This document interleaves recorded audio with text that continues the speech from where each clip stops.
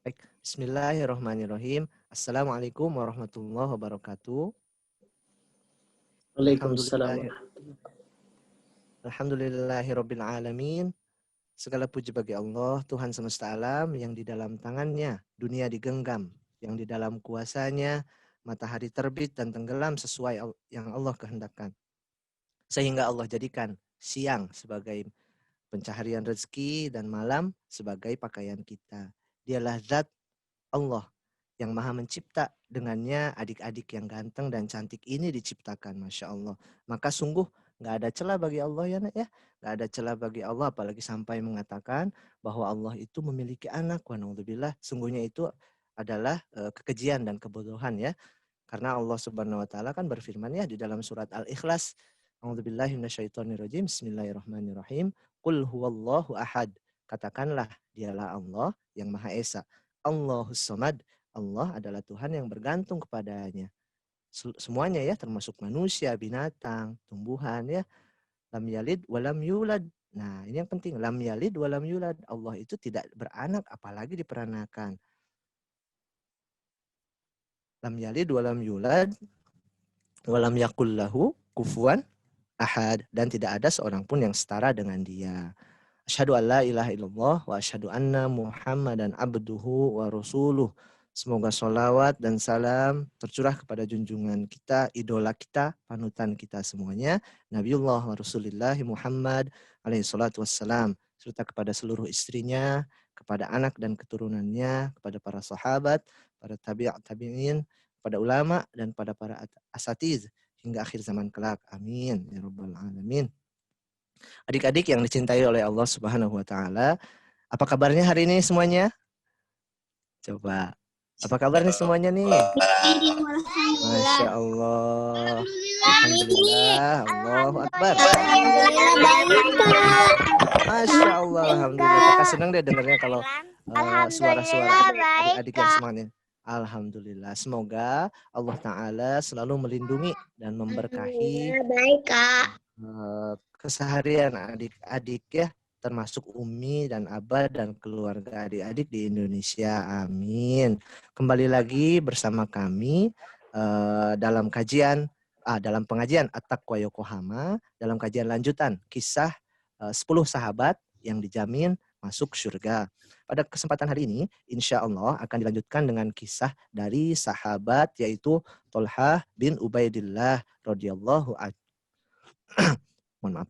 Pada kesempatan yang lalu, Kak Erlan kan udah menjelaskan nih 4 sahabat yang dijamin masuk surga. Ada yang masih ingat nggak siapa aja? Coba angkat tangan, ayo satu-satu. Ada yang tahu nggak? Gak ada. Ya silakan. Yang angkat tangan, ayo. Ayo. Siapa? Ya boleh. Coba. Hai.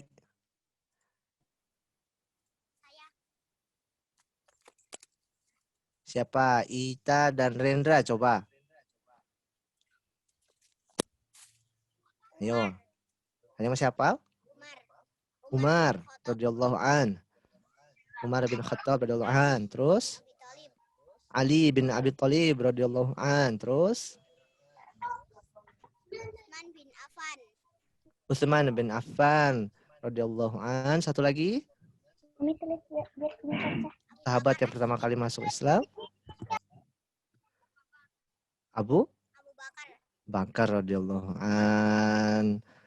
Alhamdulillah ya. Jadi ini sebagai pengingat lagi ya buat kakak, termasuk buat kakak sendiri dan buat adik-adik ya, bahwa ada hadis dari Abdurrahman bin Auf. Dia berkata bahwa Rasulullah SAW bersabda, Abu Bakar di surga, Umar di surga, siapa lagi? Utsman di surga, Ali di surga, Tolhah di surga, Az-Zubair di surga, Abdurrahman bin Auf di surga, Sa'ad di surga, Sa'id di surga, dan Abu Ubaidah ibnul Jarrah di surga.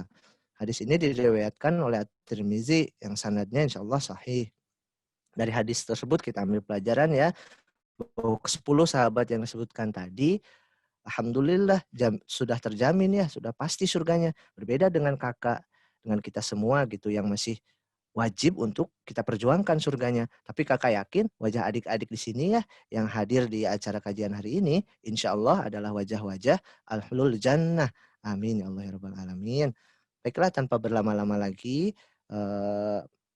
kita langsung saja masuk kepada acara inti, yaitu acara kajian yang akan dibawakan langsung oleh Kak Erlan. Baik Kak Erlan, tafadhol.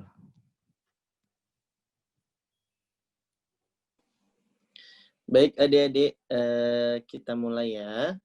Kak Erlan izin memute semua dulu. Dan mari kita mulai kajian kita adik-adik pada kesempatan sore hari ini. Sebelumnya Kak Erlan mau tanya Kak Aga, apakah suara Kak Erlan terdengar jelas?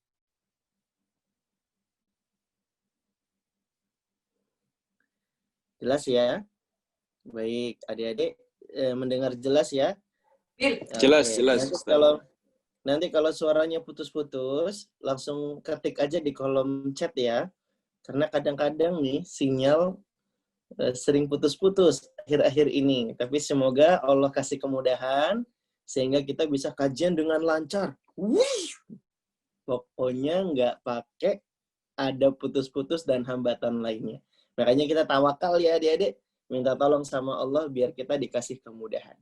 Baik adik-adik sekalian dirahmati oleh Allah Subhanahu wa taala, kita akan mulai kajian kita pada kesempatan sore hari ini.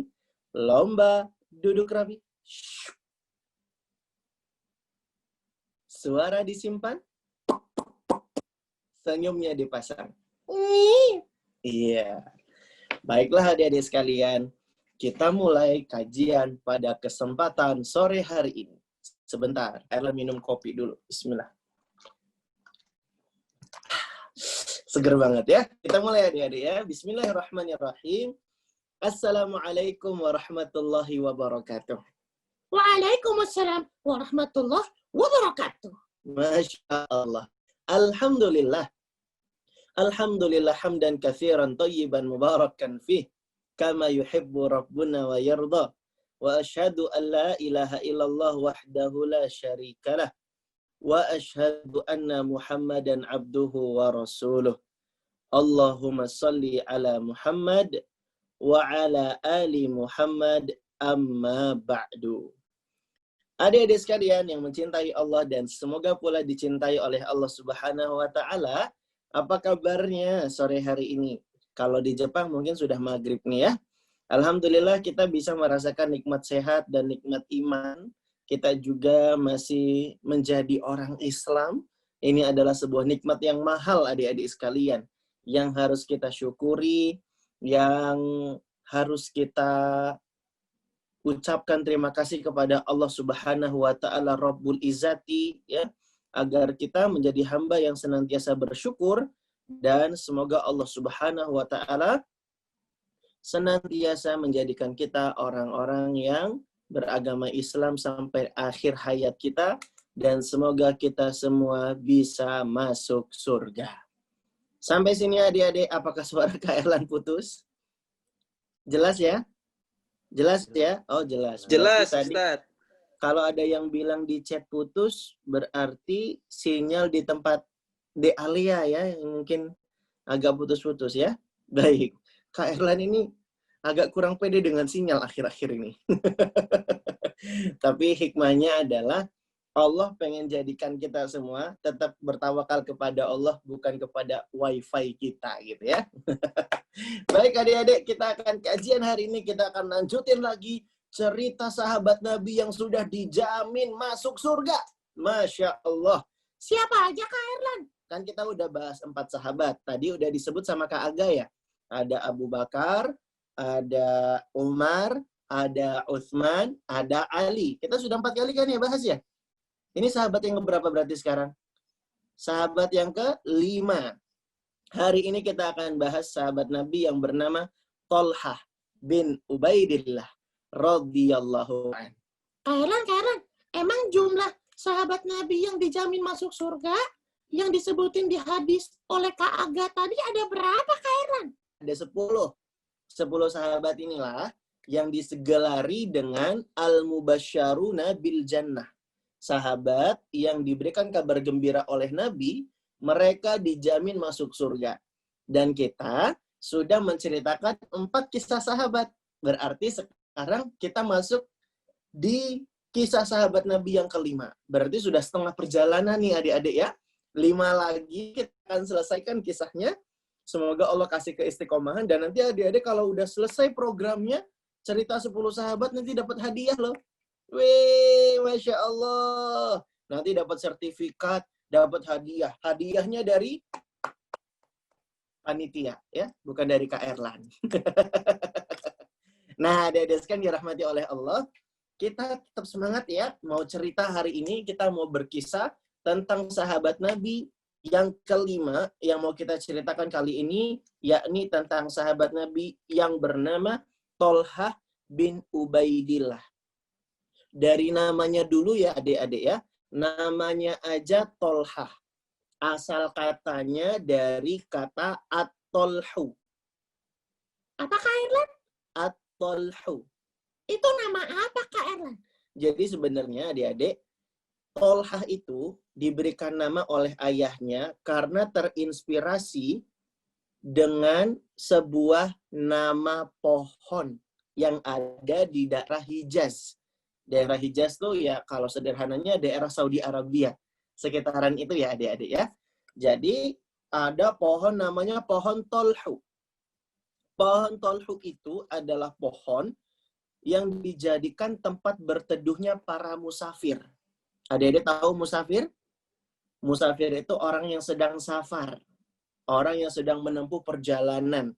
Nah, mereka biasa jadikan pohon ini sebagai tempat berteduh. Kenapa gitu Kak Erlan? Karena pohonnya kokoh. Batangnya besar. Kalau kita peluk, nggak cukup tangannya. Saking batang pohonnya besar. Daunnya rindang. Makanya kalau kita duduk di bawah pohon, itu kerasa sejuk. Enak banget.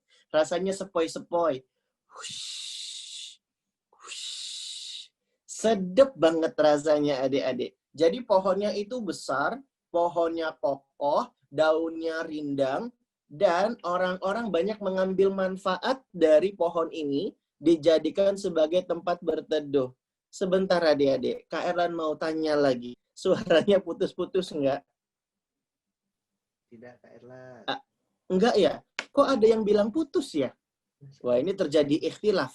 Beda pendapat di kalangan adik-adik. Mana pendapat yang rojih? Berarti lancar ya. Insya Allah sore IndiHome itu lancar kok ya. Karena ini awal bulan. Kalau akhir bulan biasanya ngadet-ngadet ya adik-adik ya. Nah, baik adik sekalian. Berarti suaranya jelas ya. Karena dominan suara, jumhur pendapat adik-adik sekalian mengatakan jelas ya. Baik, adik-adik sekalian, jadi Tolhah diambil dari nama sebuah pohon. Ada nama pohon namanya pohon Tolhu. Jadi ayahnya terinspirasi dengan nama pohon. Dan benar aja adik-adik, Tolhah bin Ubaidillah sosoknya itu seperti pohon. Badannya gede maksudnya? Bukan, maksudnya bukan mirip pohon mukanya, bukan. Maksudnya karakter kepribadiannya itu seperti pohon. Seperti pohon Tolhu yang dia kokoh. Dia tegar adik-adik, semangat berjuang membela Islam. Dia kokoh dengan pendiriannya. Kemudian pohon Tolhu itu memberi manfaat buat orang yang singgah untuk berteduh. Begitu pula Tolhah bin Ubaidillah. Dia adalah orang yang dermawan, sering berbagi keberkahan dan kebermanfaatan buat orang-orang yang ada di sekitar. Nah, adik-adik, ternyata nama itu sangat pengaruh ya terhadap kepribadian seseorang. Makanya nama itu adalah doa dan nama itu adik-adik adalah konsep yang penting di dalam Islam. Makanya kalau ada orang barat yang bilang, apa sih artinya sebuah nama? Ini sebuah keyakinan yang salah. Adik-adik tahu nggak siapa yang ngomong itu? Namanya William Shakespeare. Adik-adik tahu nggak? Karena namanya susah. Ya udah nggak usah diingat. Nanti memenuhin memori otak kita ya. Tapi orang barat ada yang punya keyakinan gitu, adik-adik. Apalah arti dari sebuah nama? Di dalam agama Islam, nama itu punya arti penting. Karena nama itu akan memberikan pengaruh, adik-adik. Makanya Nabi pun ketika pertama kali hijrah ke kota Madinah, yang dilakukan pertama kali apa? Mengganti nama. Tadinya kota Madinah itu Yathrib namanya. Kemudian diganti jadi nama Madinah. Yathrib itu artinya jelek, adik-adik. Yathrib itu asal katanya dari kata tasrib, yang artinya celaan atau cercaan. Sebagaimana kata Nabi Yusuf ya, kepada saudara-saudaranya di Quran surat Yusuf, La tasriba alaikumul yaum. Tidak ada celaan, tidak ada cercaan pada kalian mulai hari ini. Aku maafkan kalian saudaraku. Itu kata Nabi Yusuf. Dan tasrib artinya tuh celaan atau cercaan. Oleh karenanya Nabi nggak senang dengan nama Yathrib, Nabi lebih senang dengan nama Tobah, Toyibah, atau Madinatun Nabawiyah. Nah, adik-adik sekalian dirahmati oleh Allah Subhanahu wa Ta'ala. Jadi, ini arti penting dari sebuah nama. Baik, adik-adik sekalian dirahmati oleh Allah Subhanahu wa Ta'ala, kita akan bercerita dengan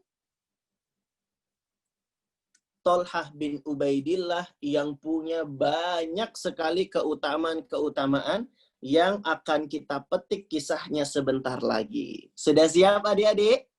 Siap ya? Lomba duduk rapi. Suara disimpan. Telinga dipasang. Baik, adik-adik sekalian. Tadi Kak Erlen cerita tentang nama Tolhah. Ini chatnya bisa dinonaktifin dulu nggak ya, host kita? Kayaknya ada perdebatan seru di chat. Oke, Kak Erlen jadikan host only dulu. Sudah ya? Baik, adik sekalian. Kita bicara tentang Tolhah bin Ubaidillah radhiyallahu an. Sahabat yang satu ini lahir 25 tahun sesudah Nabi SAW dilahirkan. Jadi selisih usia antara Nabi Muhammad dengan Tolhah lebih tua Nabi sekitar 25 tahun. Ketika Nabi diutus jadi seorang pembawa risalah, menjadi utusannya Allah Subhanahu wa Ta'ala, ketika itu Tolhah berusia 15 tahun.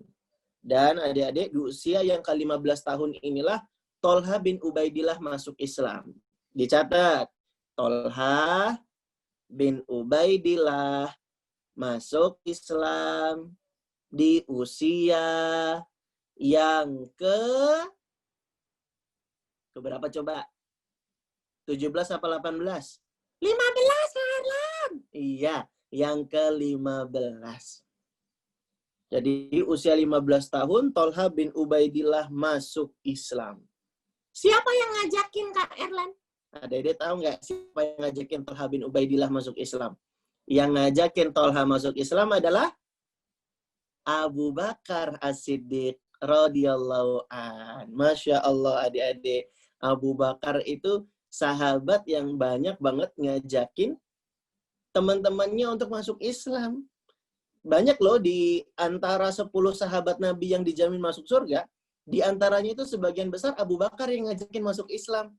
Tolhah masuk Islamnya karena diajak Abu Bakar. Sa'ad bin Abi Waqqas yang ngajakin juga Abu Bakar. Siapa lagi?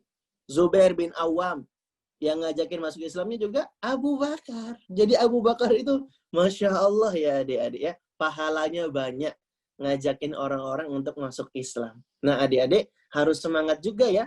Berdakwah, mengajak orang kembali pada Islam. Nah adik-adik sekalian, Tolhah bin Ubaidillah masuk Islam ketika usianya 15 tahun. Ya, bisa difahami adik-adik ya? Baik. Adik-adik sekalian dirahmati oleh Allah Subhanahu wa Ta'ala, Tolhah bin Ubaidillah ini adalah sahabat Nabi yang istimewa. Istimewa kenapa Kak Erlan? Gara-gara pakai telurnya 3. Emangnya martabak. Martabak istimewa telurnya 3. Hello, ini lagi nggak ngomongin martabak. Makanan melulu. Sahabatnya istimewa karena punya banyak keutamaan yang luar biasa. Dan akan kita ceritakan satu persatu keutamaan-keutamaan yang ada dari sosok Thalhah bin Ubaidillah radhiyallahu an. Adik-adik sekalian dirahmati oleh Allah. Yang pertama, Thalhah bin Ubaidillah itu termasuk as-sabiqunal awwalun. Dicatat. Termasuk apa adik-adik? As-sabiqunal awwalun. Apa Karlan? Awalun? As-sabiqunal awwalun. Oh, ya. As-sabiqunal awwalun itu artinya orang-orang yang paling pertama masuk Islam. Thalhah bin Ubaidillah adalah di antaranya. Dan adik-adik tahu nggak keutamaan orang yang paling pertama masuk Islam? Akan dapat surga dan Allah ridho terhadap mereka. Was-sabiqunal awwalun minal muhajirin wal ansar. Orang-orang yang paling pertama masuk Islam dari kalangan muhajirin dan ansar. Lalu ada juga orang-orang yang mengikuti mereka dengan baik. Radhiyallahu anhum wa radu'an. Allah ridho terhadap mereka, mereka pun ridho kepada Allah Subhanahu wa taala. Dan mereka dijanjikan akan mendapat surga. Masya Allah. Nah, adik-adik, Thalhah bin Ubaidillah adalah termasuk sahabat yang dalam golongan as-sabiqunal awwalun. Orang yang paling pertama masuk Islam. Itu keistimewaan pertama dari Thalhah bin Ubaidillah. Keistimewaan yang kedua, Thalhah bin Ubaidillah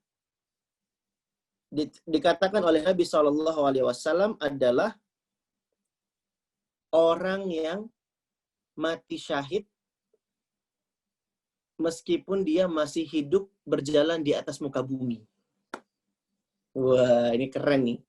Ada yang tanya, Kak Erlan, tadi baca surat ayat apa Kak Erlan? Yang wasabiqunal awalun minal muhajirin wal ansar. Itu surat At-Taubah ayat yang ke-100. Surat At-Taubah ayat yang ke-100. Nanti dilihat ya. Nanti dilihat ayatnya. Naam. Nah, dia sekarang yang dirahmati oleh Allah Subhanahu wa taala, Nabi SAW pernah bersabda, "Man ahabba an yanzura ila syahid yamshi ala wajhil ard falyanzur ila Thalhah ibni Ubaidillah." Kata Nabi SAW, siapa yang ingin melihat ada orang yang syahid tapi sekarang masih berjalan di atas muka bumi, maka hendaklah dia melihat Thalhah bin Ubaidillah. Jadi, dia belum mati nih adik-adik. Dia belum meninggal dunia. Dia belum wafat. Tapi Nabi sudah bilang, ini Thalhah adalah orang yang syahid. Jadi, Nabi sudah pastikan Thalhah ini adalah orang yang syahid. Meskipun dia masih berjalan di atas muka bumi. Syahid yamshi ala wajhil ard. Dia orang yang syahid tapi masih jalan di atas muka bumi. Karena Nabi tahu adik-adik, Thalhah bin Ubaidillah ini nanti akan mati dalam keadaan yang mulia. Jadi mati syahid itu artinya mati dalam keadaan mulia. Dicatat. Mati syahid itu adalah mati dalam keadaan mulia. Sudah adik-adik, dicatat ya. Mati syahid itu adalah orang yang mati dalam keadaan mulia. Tunggu Kak, sabar aku mau catat. Ya, ditunggu. Kalian ulangi ya. Mati syahid itu adalah mati dalam keadaan mulia. Karena kecepatan. Iya, pelan-pelan. Orang yang mati syahid itu adalah orang yang meninggal dalam keadaan yang mulia. Orang yang mati syahid itu adalah orang yang meninggal dalam keadaan mulia. Jadi adik-adik, setiap kita merindukan adik-adik dan mendambakan, mengharap kalau kita bisa mati syahid, bisa wafat, meninggal dunia dalam keadaan mulia. Inilah adik-adik orang yang meninggal dalam keadaan yang husnul khotimah. Orang-orang yang meninggal dunia dalam keadaan sedang mengerjakan amal ketaatan.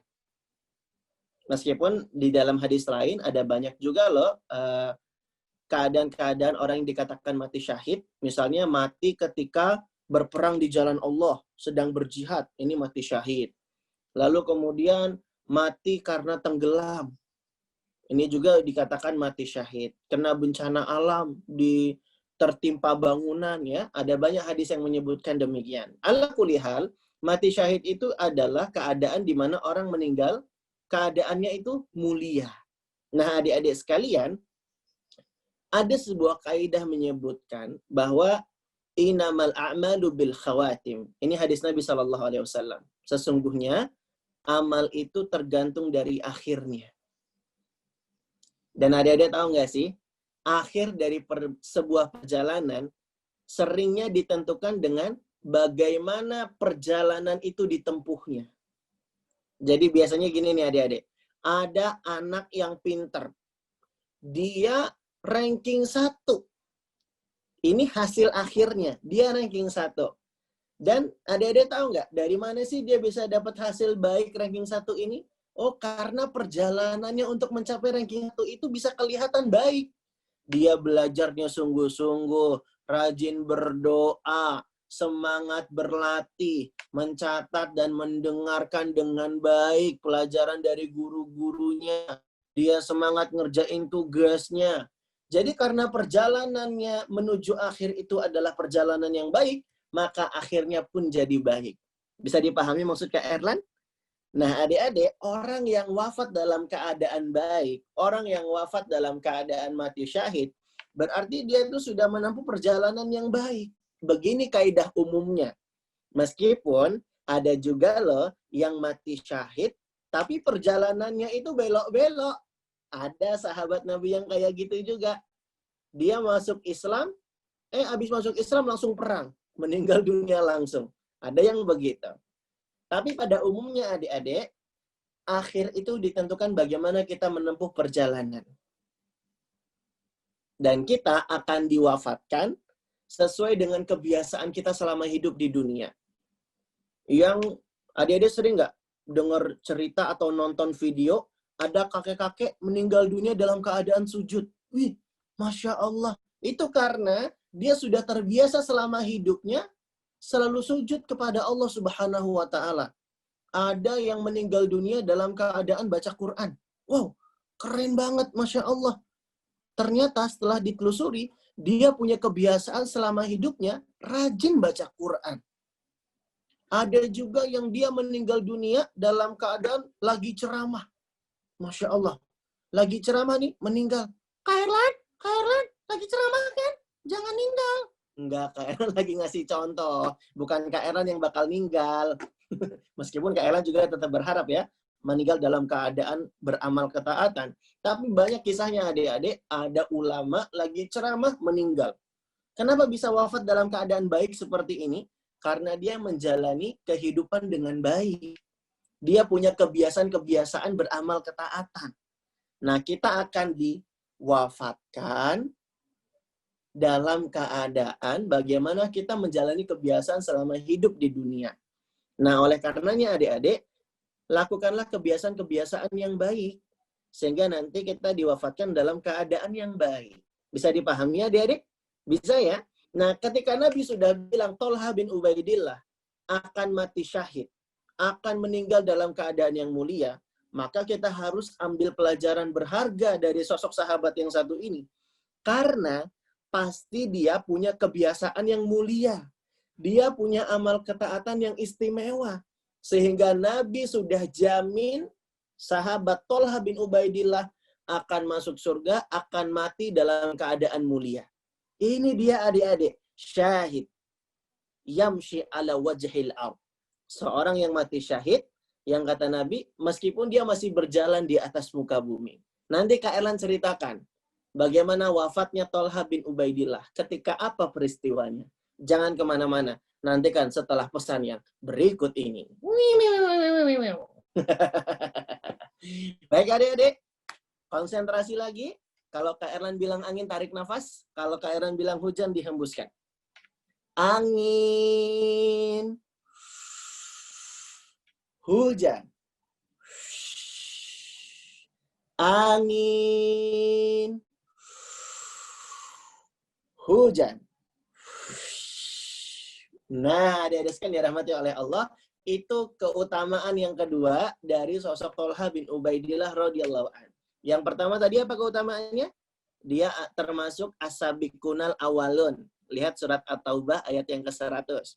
Yang kedua, Tolha bin Ubaidillah sudah dikabarkan Nabi mati syahid. Padahal Tolha masih hidup berjalan di atas muka bumi. Makanya Nabi sebut syahid yamshi ala wajhil ardh. Seorang yang nanti bakalan mati syahid padahal dia masih jalan di atas muka bumi. Dan kita masuk sekarang ke keistimewaan atau keutamaan yang ketiga dari sosok Tolha bin Ubaidillah. Sosok Tolha bin Ubaidillah itu adalah sosok sahabat yang disebut oleh Nabi, yang dimaksud oleh beliau di dalam surat Al-Ahzab ayat 23. Dicatat. Surat apa Kak Erlan? Al-Ahzab. Ayat yang ke-23. Iya. Surat Al-Ahzab ayat yang ke-23. Allah Subhanahu wa taala berfirman, "Minal mu'minin rijalun sadaqu ma ahadullaha alaihi faminhum man qada nahbahu wa minhum man yantawir wa ma baddalu tabdila." Allah berfirman, minal mu'minin, di antara orang-orang yang beriman, rijalun sadaqu ma ahadullah alaih, ada orang-orang yang menepati apa yang telah mereka janjikan kepada Allah. Faminhum man qada nahbahu, di antara mereka ada yang gugur di jalan Allah. Wa minhum man yantazir, dan di antara orang-orang beriman itu tadi ada juga yang menunggu. Wa ma baddalu tabdila, dan mereka tidak merubah janjinya. Nah, adik-adik sekalian dirahmati oleh Allah, ayat ini adalah ayat yang istimewa. Ayat ini, surat Al-Ahzab ayat 23 adalah menyebutkan para sahabat Nabi yang berjihad berjuang di jalan Allah sampai mereka gugur di jalan perang, jalan jihad, di jalan Allah Subhanahu wa taala. Dan Allah katakan mereka telah menepati janjinya. Faminhum man qada nahbahu, dan di antara mereka kata Allah ada yang gugur di jalan Allah. Faminhum man qada nahbahu. Nah, ada kalimat unik ini nih adik-adik ya. Di surat Al-Ahzab ayat 23 ada ayat faminhum man qada nahbahu. Nah, Nabi SAW bilang ketika menjelaskan surat Al-Ahzab ayat 23 ini, kata Nabi, Tolha mimman qada nahbahu. Tolha bin Ubaidillah adalah sahabat yang gugur di jalan Allah. Nabi sudah tegaskan, yang dimaksud di antara dalam kalimat faminhum man qada nahbahu adalah Tolha, kata Nabi SAW.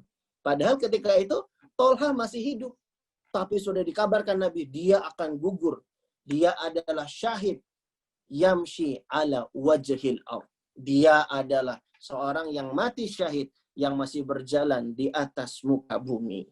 Adik-adik sekalian dirahmati oleh Allah Subhanahu wa taala, senang nggak sih kita kalau misalnya lagi baca Al-Qur'an, ternyata yang Allah maksud, yang dipuji dalam kebaikan adalah diri kita. Senang nggak adik-adik kira-kira? Senang banget apa yang dirasakan oleh Tolha bin Ubaidillah setelah dia tahu ternyata dia adalah orang yang disebut gugur di jalan Allah. Rijalun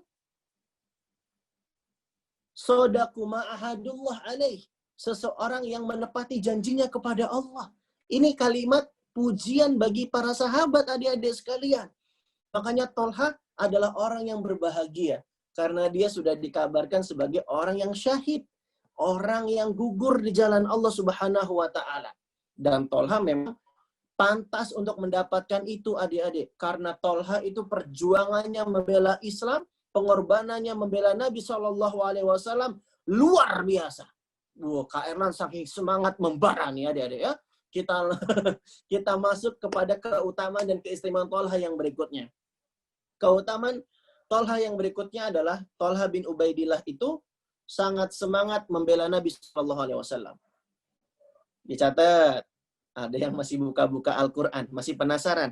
Kak Erlan tadi baca Qurannya ayat berapa sih? Baik, adik-adik. Insya Allah nggak penasaran lagi ya. Kita hari ini udah sebut 2 ayat ya adik-adik ya. Tadi surat At-Taubah ayat yang ke-100 sama surat Al-Ahzab ayat ke-23 ya. Nah, sekarang kita masuk dulu pada keutamaan dan keistimewaan Tolha yang berikutnya. Yang keberapa berarti sekarang? Yang pertama tadi berapa? Yang pertama tadi apa? Asabiqunal awalun. Yang kedua? Mati syahid. Yang ketiga? Disebut di surat Al-Ahzab oleh Nabi ya. Yang dimaksud di surat Al-Ahzab ayat 23 itu adalah Tolha kata Nabi. Nabi sudah katakan dia akan gugur di jalan Allah.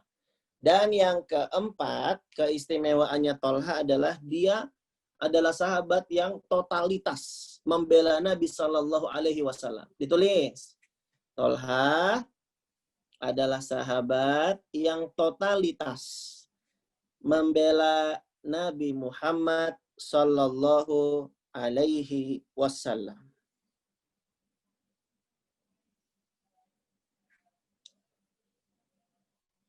Sudah dicatat belum? Belum. Ya, Kak Erlan tunggu. Sudah belum? Belum. Iya, sabar ditunggu. Oke, kita lanjut ya. Bentar. Iya. Silakan. Kak Erlan nggak buru-buru kok. Maghribnya masih lama kalau di Indonesia.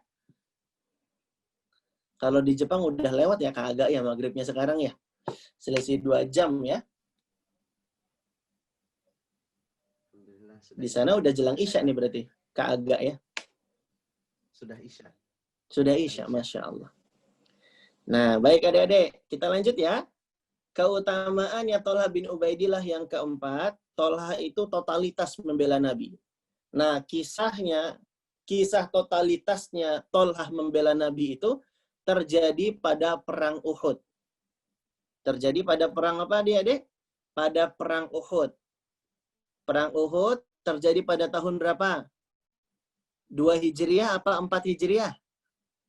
Iya, yang benar 3 Hijriah. Kak Erlan, kok nawarin pilihannya 2 atau 4, tapi jawabannya 3? Iya, Kak Erlan menguji konsentrasi kalian. Jadi perang Uhud itu adik-adik terjadi pada tahun 3 Hijriah. Dan disinilah kisah heroik begitu totalitasnya Tolha bin Ubaidillah menjaga dan membela Nabi Muhammad Sallallahu Alaihi Wasallam. Biarkan putrinya Tolha bin Ubaidillah yang bercerita kepada kita. Tolha bin Ubaidillah punya seorang anak perempuan yang bernama Aisyah dan Ummu Ishaq. Ini diantara anak perempuannya Tolha. Aisyah dan Ummu Ishaq, ini anak perempuannya Tolha, memberikan kesaksian. Pada perang Uhud, kata mereka, ayah kami itu mendapatkan 24 luka. Ada berapa adik-adik? 24 luka. Di antara luka-luka itu, ada yang mengenai kepala. Dan lukanya itu berbentuk segi 4. Waduh, ada yang kena kepala, bentuknya segi 4. Berarti ada 4 tebasan pedang adik-adik yang melukai kepalanya Tolha bin Ubaidillah. Mungkin ditebas oleh pedang atau senjata-senjata yang lainnya. Yang jelas kepalanya itu sampai ada luka berbentuk segi 4. Dan total luka yang diterima ada 24. Dan tidak hanya sampai di situ adik-adik. Urat nadinya Tolha terpotong. Sehingga jari tangannya Tolha lumpuh. Jari tangannya Tolha lumpuh karena urat nadinya terpotong. Bahkan Tolha tidak kuasa menahan pingsan. Karena Tolha berjuang melindungi Nabi Shallallahu Alaihi Wasallam yang terdesak oleh pasukan orang-orang Quraisy yang mau membunuh Nabi Shallallahu Alaihi Wasallam. Tolha membela Nabi, menghalang-halangi pasukan musuh yang mau menyakiti Nabi. Sampai-sampai ketika ada di sebuah bukit, Tolha itu menyangga tubuhnya Nabi. Menopang tubuhnya Nabi supaya Nabi naik ke atas. Sampai-sampai tangannya Tolha itu terluka. Jarinya lumpuh, tidak bisa digunakan lagi. Adik-adik, tangannya sampai lumpuh. Karena pengen menopang tubuhnya Nabi. Supaya bisa menyelamatkan Nabi Sallallahu Alaihi Wasallam. Hatta syullat yaduhu. Kata Nabi, dikatakan dalam sebuah riwayat, hatta syullat yaduhu. Sampai tangannya itu lumpuh, adik-adik. Sampai tangannya itu nggak bisa dipakai lagi karena urat nadinya yang terputus. Karena saking begitu capeknya dan lelahnya kerja tangan ketika itu, adik-adik. Bahkan sampai-sampai Nabi Sallallahu Alaihi Wasallam memuji Tolha dengan mengatakan, aujaba Tolha. Tolha pasti akan masuk surga. Masya Allah. Adik-adik sekalian dirahmati oleh Allah Subhanahu wa Ta'ala. Di perang Uhud itu, Tolha mendapatkan 24 luka. Di kepalanya ada luka berbentuk segi 4. Bahkan sampai-sampai tangannya Tolha itu lumpuh. Urat nadi yang ada di jarinya putus. Sehingga tangannya tidak bisa dipergunakan lagi, adik-adik. Ini perjuangannya Tolha dalam membela dan melindungi Nabi Muhammad Sallallahu Alaihi Wasallam. Nah, adik-adik sekalian dirahmati oleh Allah, coba kita bandingkan dengan diri kita. Diri kita udah semangat belum membela Nabi Sallallahu Alaihi Wasallam? Hayo. Karena kan Nabi Muhammad udah meninggal. Gimana mau dibela? Loh, cara membela Nabi Muhammad meskipun beliau sudah meninggal, di antara cara untuk membela beliau adalah dengan semangat mengerjakan sunnah-sunnah Nabi Sallallahu Alaihi Wasallam. Itu cara kita membela Nabi. Kita hidupkan sunnah-sunnahnya. Apa saja yang Nabi ajarkan, kita semangat untuk mengamalkan. Sebaliknya, apa yang Nabi tidak ajarkan dan tidak terangkan, maka tidak boleh kita membuat-buat ajaran baru di luar apa yang diajari oleh Nabi Sallallahu Alaihi Wasallam kepada kita. Lihat adik-adik, nggak usah jauh-jauh deh. Udah semangat belum ngerjain sholatnya? Kalau pengen membela Nabi, harus rajin dulu sholatnya. Dan kalau sholat, nggak boleh main-main. Siapa coba kalau sholat masih main-main? Wah, itu nggak semangat bela Nabi itu. Baru aja takbir. Allahu Akbar. Baru takbiratul ihram udah gangguin teman-temannya. Dikelitik-kelitikin. Kitik-kitik-kitik. Kitik-kitik-kitik. Boleh nggak kayak gitu? Nggak boleh. Ini namanya nggak cinta sama Nabi. Nggak semangat membela Nabi. Masa sholatnya seperti itu? Berarti nggak nyontoh Nabi. Nabi bilang apa? Sallu kama ra'aitumuni usolli. Sholatlah kalian seperti melihat aku sholat. Nabi itu kalau sholat khusyuk. Nabi itu kalau sholat serius. Nggak main-main adik-adik. Jadi boleh nggak sholat main-main? Nggak boleh. Ada temen lagi sholat. Terus dipelorotin sarungnya. Astagfirullahaladzim, malu. Malu, ditutup mukanya pakai tangan, tapi masih kelihatan tangannya. Nah, dia nggak boleh. Kalau cinta sama Nabi, kalau pengen bela Nabi, ya harus ngikuti sunnah-sunnahnya Nabi. Sholat yang serius, jangan main-main. Jangan teriak-teriak kalau lagi sholat. Ya, jangan lari-lari. Ya, nggak boleh mengganggu orang lain ketika sedang sholat. Ya, adik-adik ya. Nah, itu diantara cara untuk membela Nabi Sallallahu Alaihi Wasallam. Kita hidupkan sunnah-sunnahnya Nabi. Rajin juga baca Quran. Rajin juga mengerjakan amalan-amalan yang disunnahkan. Ya, adik-adik ya. Sholat sunnahnya dikerjakan. sedekahnya ditingkatkan. Itu cara kita berjuang membela Nabi SAW dengan menghidupkan sunnah-sunnahnya. Semangat ngafal hadis-hadis Nabi. Semangat mengamalkan adab-adab keseharian yang diajarkan oleh Nabi. Mau masuk kamar mandi, pakai adabnya. Mau bobok, pakai adabnya. Mau makan, pakai juga adab yang diajarkan oleh Nabi SAW. Nah, itu dia adik-adik cara kita membela Nabi SAW di zaman sekarang. Yaitu dengan menghidupkan sunnah-sunnahnya. Nah, adik-adik sekalian dirahmati oleh Allah Subhanahu wa Ta'ala. Kak Erlan cerita udah hampir 1 jam aja nggak kerasa ya adik-adik ya. Kalau gitu Kak Erlan persingkat saja ceritanya. Keutamaan Tolha bin Ubaidillah yang terakhir. Keutamaan Tolha bin Ubaidillah yang terakhir adalah dia adalah orang yang dermawan. Dia adalah orang yang dermawan. Emang mirip kayak pohon atolhu tadi adik-adik ya. Yang dia membagi kebermanfaatan buat orang-orang berteduh di bawahnya. Bahkan daun-daun, ranting-ranting itu jadi makanan onta adik-adik. Jadi daunnya pun bermanfaat. Masya Allah. Jadi pohon atolhu itu nggak cuma manfaat buat manusia, buat onta dan hewan-hewan juga. Nah, itulah perumpamaan orang yang dermawan adik-adik. Orang yang dermawan itu baik. Baiknya ke semua makhluk. Nggak cuma sama manusia, sama hewan-hewan juga. Dia punya kucing, dirawat kucingnya, dikasih makan. Ini bentuk dermawan juga loh adik-adik. Punya ikan dikasih makan. Punya apa lagi adik-adik? Punya hewan peliharaan dikasih makan. Gitu adik-adik. Ya, iya. Nah, jadilah dermawan sebagaimana dermawannya Tolha bin Ubaidillah radhiyallahu an. Tolha itu juga pintar berdagang loh adik-adik. Mungkin kita jarang tahu ya.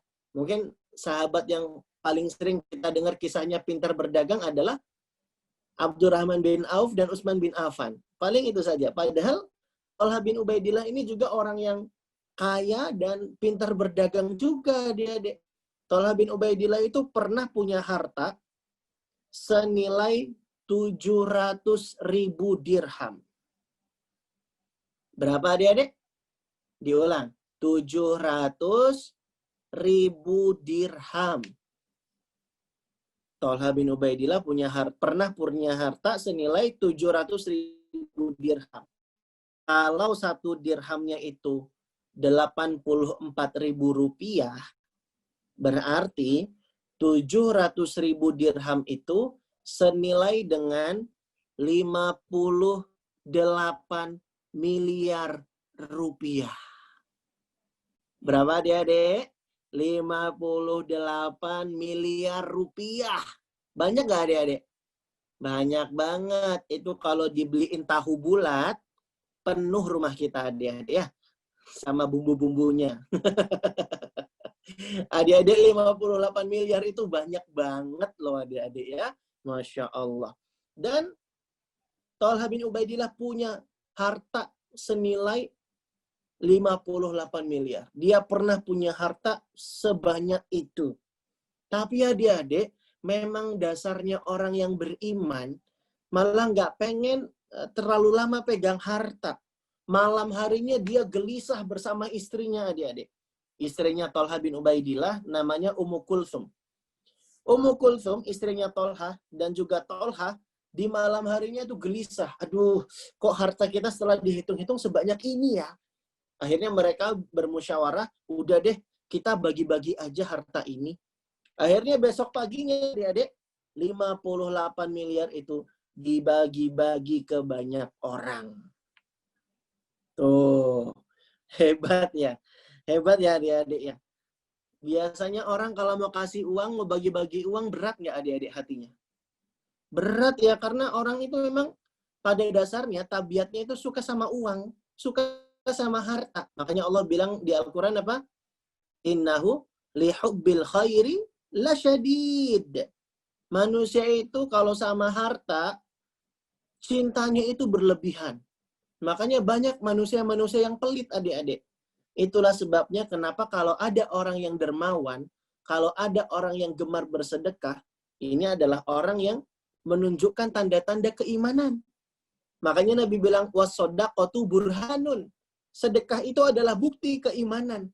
Karena dia lebih memilih Allah, lebih memilih Islam daripada harta yang jadi tabiat kita. Kita pasti suka sama harta. Tapi dia rela bagi-bagi untuk sedekah. Dia rela untuk berbagi pada sesama. Nih adik-adik, bukan cuma 1.000, 2.000, 58 miliar dibagi-bagi buat orang di sekitar. Masya Allah. Ini luar biasa adik-adik. Karena aku belum punya harta sebanyak itu. Gimana dong? Ya, fattakullaha mastata'tum. Bertakwa semampu kita. Kita mampunya gimana? Mau sedekah? Ya, berdasarkan apa yang kita punya aja. Misalnya nih, adik-adik punya 2 makanan untuk dibawa sebagai jajan ketika berangkat ke sekolah sebagai bekal. Bawa jajanan 2. Ya udah, 1 kita makan, 1 kita bagi-bagi ke temen. Kita lihat nih, siapa ya teman-teman yang kira-kira nggak bawa bekal, terus kelihatan lapar mukanya. Kan kalau lapar kelihatan ya adik-adik ya. Ngences-ngences gitu kan. Terus ngasih kode, enak nih. Nah, kita peka adik-adik. Kita harus peduli pada sesama. Kita bawain dia, kita kasih dia. Nah gitu adik-adik. Sedekah dari apa yang kita bisa. Jajanan dibagi. Punya mainan nggak di rumah? Sering direbut sama adik atau kakaknya nggak? Minjemin mainan kepada adik dan kakak itu juga sedekah. Latihan berbagi. Awalnya mungkin berat ya. Ih, adekku tuh ngambil mainan aku terus sebel. Kayaknya suara Kak Erlan putus nih.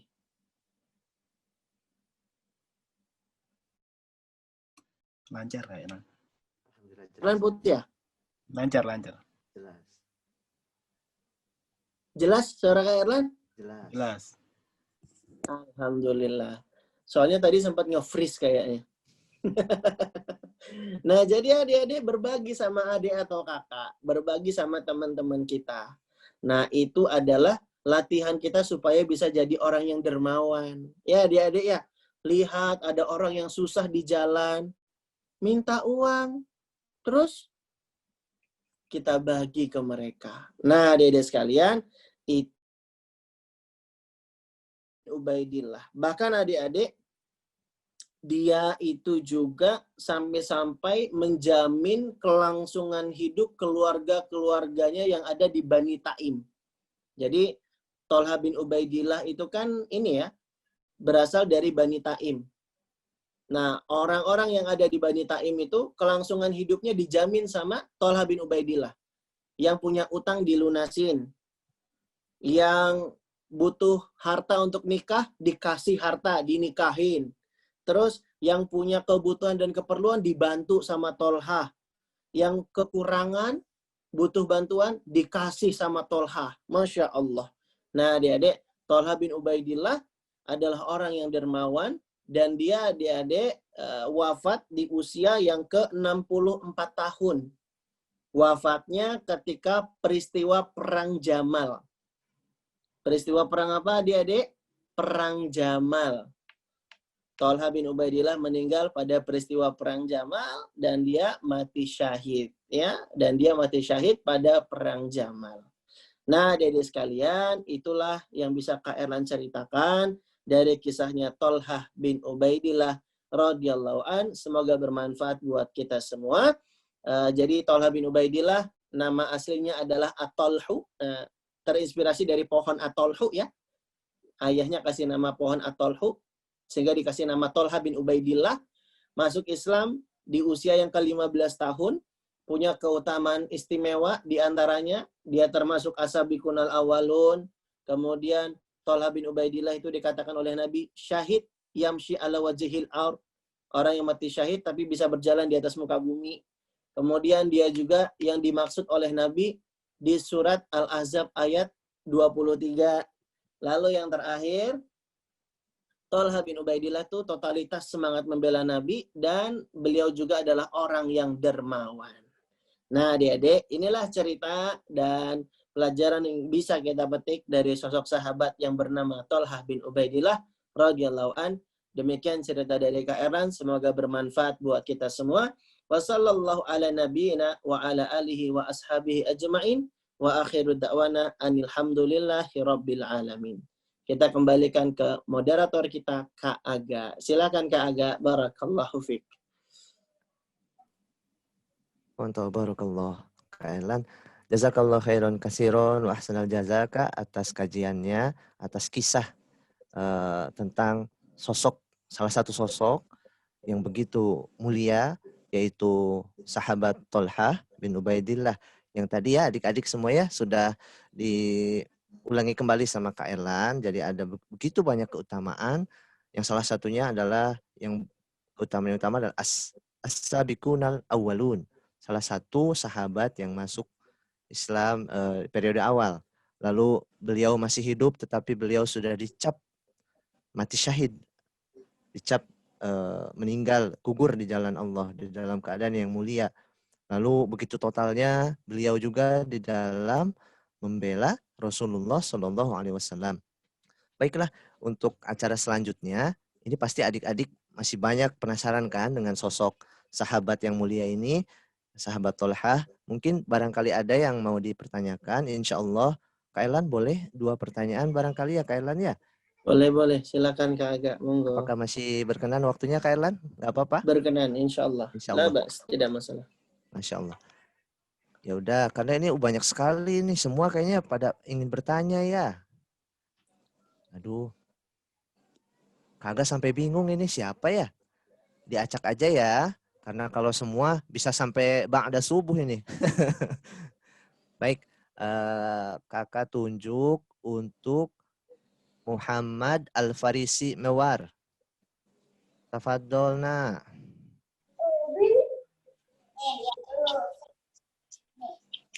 Halo. Halo. Hai. Waalaikumsalam warahmatullahi. Silakan nak. Ini lagi. Halo. Halo. Kak, Ada yang mau ditanyakan? ada. Ya, silakan. Lan. Ya, Thalhah itu mati di bulan apa? Di tahun apa? ya. Thalhah bin Ubaidillah wafatnya pada Perang Jamal. Perang Jamal itu terjadi pada tahun 36 Hijriah. Wafatnya pada tahun 36 Hijriah. Ya, tidak berlangsung lama setelah wafatnya Utsman bin Affan. Karena Perang Jamal itu cikal bakalnya itu sebenarnya tidak dikehendaki peperangan oleh para sahabat, tapi gara-gara ada banyak pemberontak-pemberontak yang manas-manasin suasana. Akhirnya terjadilah Perang Jamal itu. Kenapa dinamakan Perang Jamal? Karena Jamal itu artinya onta. Bunda Aisyah itu ketika itu di atas onta. Nah, dan adik-adik sekalian, memang ketika wafatnya Utsman, lalu kan kemudian yang dibaiat jadi pemimpin adalah Ali bin Abi Thalib. Nah, Ali bin Abi Thalib itu dapat tuntutan oleh sebagian para sahabat, di antaranya Muawiyah, Thalhah bin Ubaidillah, dan Bunda Aisyah untuk ini ya, untuk mengusut terlebih dahulu siapa pembunuhnya Utsman. Karena pembunuhnya Utsman ini belum diketahui ketika itu adik-adik. Jadi Ali bin Abi Thalib punya istihad lain. Beliau lebih memilih untuk menggarap yang lebih penting dan lebih prioritas dari itu. Nah, jadi ada semacam perbedaan pandangan. Ya. Akan tetapi kemudian qadarullah wa masyafa'al, ada pemberontak yang memanas-manasi adik-adik sehingga terjadilah perang yang tidak diinginkan itu. Nah, Thalhah itu sudah mencegah, jangan perang kita saudara, jangan perang. Malah kemudian di situ dia dibunuh ya. Dan dia wafat sebagai seorang yang syahid di jalan Allah Subhanahu wa taala. Naam. Itu jawabannya ya. Gitu Kak Aga. Sudah jelas ya. Ini pertanyaan kedua ya Kak Erlan ya. Iya. Karena tadi dari ikhwan, sekarang dari akhwat ya? Boleh ya Kak Ya. Yara? Silakan. Coba Kak Aga pengen dengar suaranya. Fatia Fawaz Cilengsi. Tafadolna. Halo Fatia, Assalamualaikum. Waalaikumsalam warahmatullahi wabarakatuh. Silahkan.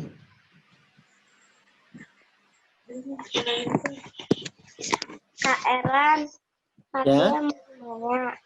Nama kunyahnya Tolha, siapa Kak Erlan? Syukran. Nama ya Afwan, Fatia, bagus sekali pertanyaannya.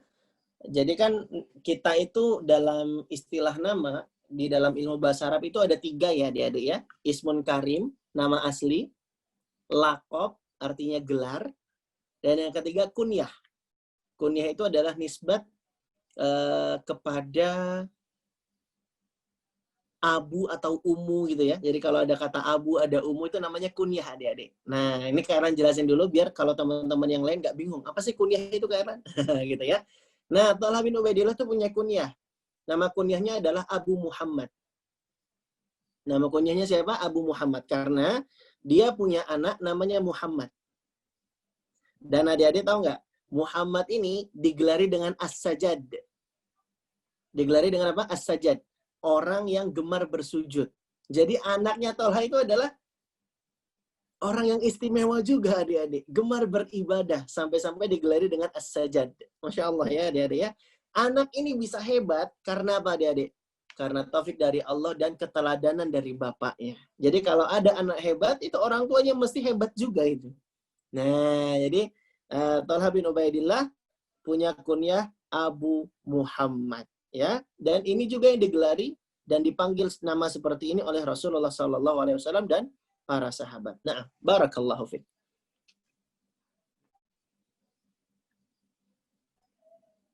Pertanyaan yang bagus sekali ya Kak Erlan ya. Iya. Baik, untuk pertanyaan mungkin cukup saja ya. Dicukupkan untuk 2 penanya saja. Berikutnya, nah ini ada kuis nih, ada pertanyaan. Pertanyaannya dari Kak Erlan untuk adik-adik semuanya. Tadi yang sudah semangat mencatat, semangat mendengarkan, dihafalkan. Nah, sekarang ada pertanyaan dari Kak Erlan ya, insya Allah ya. Untuk kuisnya, insya Allah saya serahkan saja langsung kepada Kak Erlan ya Kak ya. Dipilih adik-adik tercantik dan tergantengnya, Masya Allah. Baik. Tafadhol Kak Erlan. Nah, pertanyaan yang pertama. Ya, pertanyaan yang pertama. Tolha bin Ubaidillah, kata Nabi Shallallahu Alaihi Wasallam, adalah sahabat yang dimaksud pada ayat faminhum man qada nahbahu. Nah, ini ayat yang ada di surat apa, ayat berapa? Minal mu'minin rijalun sadaqu ma ahadullaha alaih faminhum man qada nahbahu wa minhum man yantazir wa ma baddalu tabdila. Ada Musa Thabit yang duluan raise hand. Assalamualaikum Musa Thabit. Waalaikumsalam warahmatullahi wabarakatuh. Surat apa Musa Thabit? Al-Ahzab ayat 23 Kak Erlan. Masya Allah. Ya, benar sekali jawabannya Ustadz Musa. Kak Musa Thabit. Barakallahu fiik Musa Thabit. Sodakta, jawabannya benar ya. Nanti dapat hadiah. Masya Allah, Masya Allah. Lower all hand lagi. Kak Erlan masuk ke soal yang kedua. Wip. Oke. Belum aja pertanyaan, udah ada yang raise hand. Turunin dulu dong. Sebentar, belum. Oh, kalau masih ada yang raise hand, berarti nanti nggak akan dipilih tuh. Ya, nggak akan dipilih karena yang dipilih adalah yang angkat tangan pertama setelah pertanyaannya selesai. Jadi dengarkan dulu baik-baik ya. Baik, pertanyaannya adalah Tolha bin Ubaidillah Belum, baru aja nyebutin Tolha, udah raise hand lagi. belum. Sebentar, sabar ya. Tolha bin Ubaidillah masuk Islam pada usia yang ke-15 tahun. Belum. Ini baru nyebutin soalnya ya. Dia masuk Islam pada usia yang ke-15 tahun. Dan yang mengajaknya masuk Islam adalah Abu Bakar As-Siddiq radhiyallahu an. Belum soal. Ini baru pertanyaan ya. Yang ngajakin masuk Islam adalah Abu Bakar As-Siddiq radhiyallahu an. Nah, Tolha bin Ubaidillah itu digelari oleh Nabi sebagai syahid yamshi ala wajhil ard. Orang yang mati syahid nantinya, yang sekarang meskipun sekarang masih jalan di atas muka bumi. Pertanyaannya adalah, Tolha bin Ubaidillah mati syahid ketika perang apa pada tahun berapa?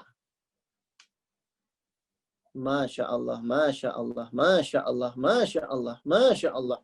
Ada 45 orang yang jawab. Ada Kaisar Rifka mau jawab kuis. Namanya panjang juga ya. Kaisar Rifka mau jawab kuis. Ini panggilannya siapa? Kaisar Rifka mau jawab apa kuis? Kuis. Assalamualaikum. Waalaikumsalam. Namanya siapa? Kaisa. Bukan mau jawab kuis. Kaisa, Tolha bin Ubaidillah wafatnya pada perang apa? Jamal. Pada perang Jamal. Tahun berapa perang Jamalnya? 3 Hijriah. 36. Tahun berapa? 36. 36 Hijriah. Naam, ahsanti sadaqti barakallahu fiik. Benar sekali Dek Kaisa. Selamat dapat hadiah ya. Barakallahu fiik. Naam Kak Aga sudah ada 2 kuis. Adik-adik yang belum bisa jawab, jangan berkecil hati ya. Karena masih banyak hadiah-hadiah yang lainnya dari panitia nanti ya. Insyaallah ta'ala. Demikian yang bisa Kak Eran sampaikan. Subhanakallahumma wa bihamdika asyhadu alla ilaha illa anta astaghfiruka wa atubu ilaik. Jazakallah khairan kasiron Kak Erlan atas keluangan waktunya ya hari ini. Adik-adik juga terima kasih banyak ya sudah semangat mengikuti kajian dari Kak Erlan hari ini. Buat adik-adik yang tadi masih penasaran, belum mendapat kesempatan untuk menjawab kuis daripada Kak Erlan, jangan berkecil hati. Masih ada 2 hadiah yang insya Allah kami siapkan ya. Yang pertama itu adalah hari ini peserta terbaik insya Allah akan diumumkan melalui akun Facebook kami ya di Yokohama At-Taqwa Mengaji insya Allah. Lalu ada 1 orang lagi yaitu adik-adik yang mencatat dengan catatan terbaik insya Allah akan.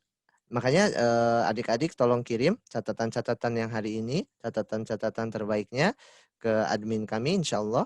Nanti kami akan memilih siapa yang terbaik di antara adik-adik semuanya insya Allah. Meskipun semuanya adik-adik hari ini, adik-adik terbaik, adik-adik pilihan insya Allah. Iya nak, Papa nggak ada. Bentar ya nak ya, bentar lagi beres. Baik, terima kasih kepada Kak Erlan. Karena waktu di sini pun sudah menunjukkan hampir pukul 7 dan di sana pun sepertinya akan menjelang maghrib. Kita sudahi saja kajian hari ini dengan membacakan doa kafaratul majlis bersama-sama ya. Subhanaka Allahumma wa bihamdika asyhadu an la ilaha illa anta astaghfiruka wa atubu ilaik. Assalamualaikum warahmatullahi wabarakatuh.